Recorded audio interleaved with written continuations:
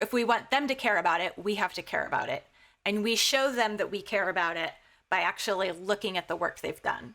And if we aren't looking at the work they're doing, we're telling them it doesn't really matter. And so then we shouldn't be surprised when they end up not actually doing it.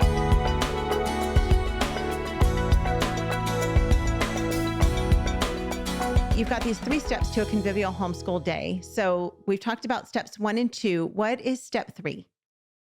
Step 3 is just to have a standard place where kids put their work when it's done.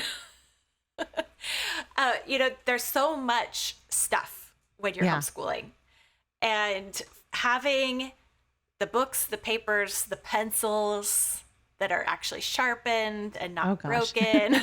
Like, don't get me started on pencils. But it's managing the stuff is one of the things that's so frustrating about homeschooling, about managing lots of people all day long who are supposed to be doing things.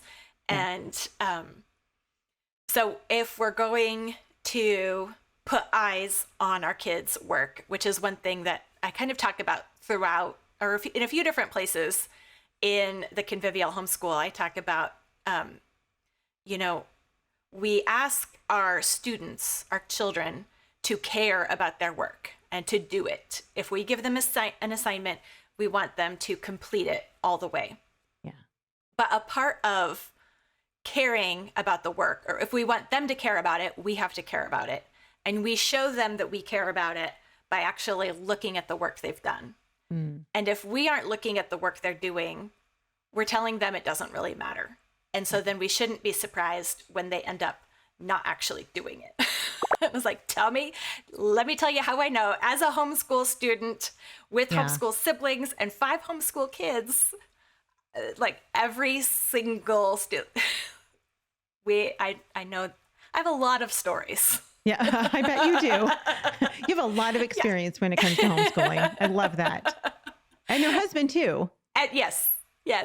So it's not like this is something where, as soon as I know, okay, I'm going to check everyone's work. Yeah. Then it happens, because it's actually super hard.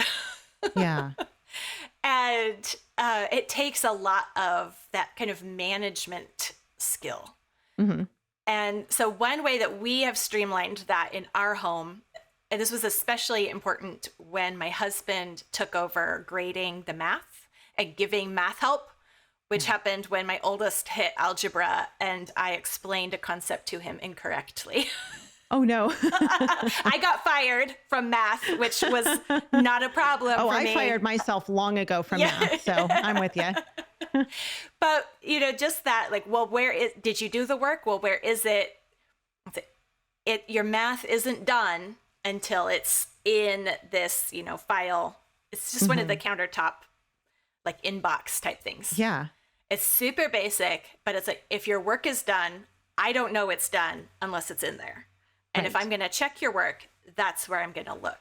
And so it's just a way, it promotes that, like, being on the same team where we aren't always like having to ask and having to dig through and those are the kind of situations that just make us frustrated, and they don't need to. It's like, we can just have a place, and it's your job to put it there, and it's my job to look at it. And so we both have a piece of the responsibility when it comes to making sure the work is done. Homeschool Insights is sponsored by CTC Math. If you're looking for a great online math program, visit ctcmath.com and try it for free. For more great homeschool inspiration and resources, listen to the Schoolhouse Rocked podcast every Monday, Wednesday, and Thursday.